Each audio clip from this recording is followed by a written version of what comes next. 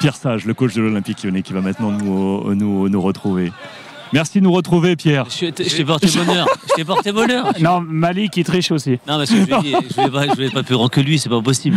Il a été énorme en plus ce soir, donc du coup. Bon, comment c'était, Pierre? T'as trouvé ça comment?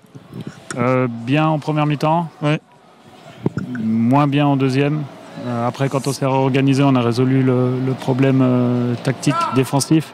Mais malgré tout, dans l'initiative offensive, on était beaucoup moins consistant qu'en première mi-temps. Comment on explique cette récurrence?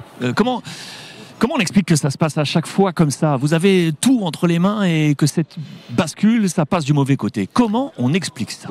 C'est relatif au score, selon moi. Parce qu'en première mi-temps, si on met le deuxième but, forcément, l'impact émotionnel en deuxième mi-temps est moindre. Et dans ce sens, la boule de feu reste au vestiaire, on garde le ballon, quoi. Mais justement, est-ce qu'en première mi-temps, parce que tu fais vraiment une première mi-temps parfaite, pour moi, parfaite, de tuer ce match. Ouais. Si tu mets ce deuxième but, après tu peux gérer ta deuxième mi-temps et tu te mets en galère encore en deuxième mi-temps parce qu'ils ont quand même 2 occasions. Oui, et puis une vraie occasion où Lucas Perry fait un arrêt important. Et c'est ce qu'on disait avec Moussa, on disait mais comment? Il me dit il y a une marge de progression. Je dis oui. Elle est grande, mais selon moi, conscient de ça en tout cas. Oui, c'est sûr, mais on est trop empathique avec nos adversaires. Oui.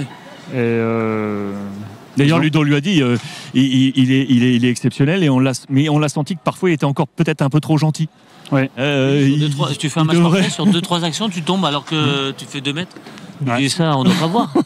Et à Fofana, je lui dis le contraire. Je lui dis toi, tu dois marquer par contre. Ouais, mais c'est bien que tu les remues. C'est vrai.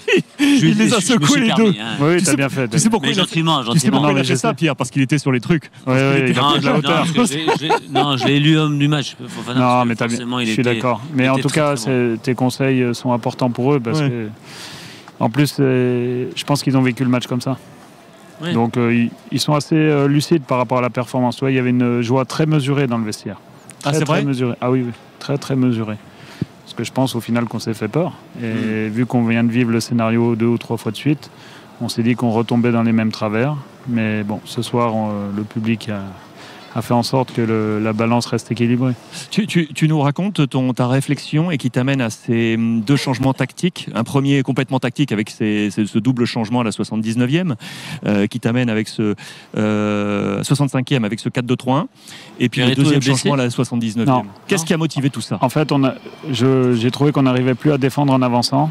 Oui. Et donc on laissait beaucoup de temps aux porteurs de balles derrière pour qu'ils jouent dans le dos de notre première ligne, de notre ligne de milieu, ce qui leur a donné beaucoup d'opportunités. Et à partir du moment où on a recommencé à avancer en se réorganisant, en ayant une position un petit peu plus haute, j'ai l'impression que leur jeu a été beaucoup moins fluide et ils ont plus à ce moment-là profité de nos propres erreurs.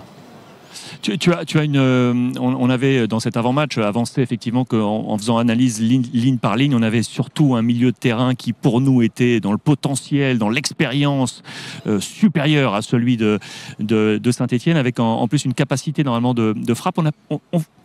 Je ne vois pas beaucoup Lyon frapper à 25 mètres, à 20 mètres, avec un potentiel, une puissance, avec des joueurs qui normalement font peur. Ouais. Et je regarde une nouvelle fois les stats de ce match. Beaucoup de frappes, on le voyait avec Ludo, mais peu de frappes dans ces zones-là. Ouais. Beaucoup de frappes à l'intérieur de la surface. Aujourd'hui, les profils frappeurs, c'est plutôt Corentin Tolisso et Tanner Tessman qui rentre en deuxième mi-temps. Pour l'instant, il nous l'a montré qu'une fois sur une demi-volée. Il me semble que c'était contre Auxerre ou en Coupe d'Europe, je ne sais plus. Bon, peu importe, mais en tout cas, il est capable de marquer de loin et c'est vrai que ça nous créerait une arme supplémentaire, ça aurait un impact sur l'adversaire. Mais au-delà de ça, on aime bien combiner et déséquilibrer par du jeu court.